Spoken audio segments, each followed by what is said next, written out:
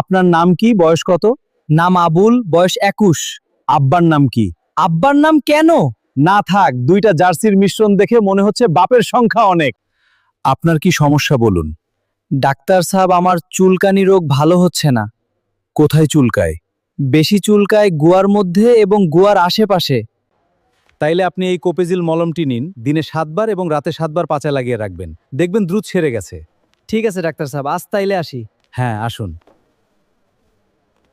Doctor সাহেব, কোপেজিল মলমে আমার কিচ্ছু হচ্ছে না। কি বলেন?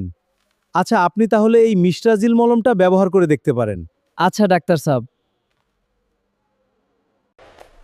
ওরে ডাক্তার সাহেব, আমার তো চুলকানি কমে নাই। এত দামি মলম দিলাম তাও কমেনি। আচ্ছা, ব্রাজিল থেকে ইম্পোর্ট করা এই সুইজিল মলমটা লাগান তো, দেখি কি হয়। কি ব্যাপার, আপনি আবার এসেছেন? ধুরো ডাক্তার সাহেব, আপনি মলম দিচ্ছেন, আমার চুলকানি বেড়ে যাচ্ছে।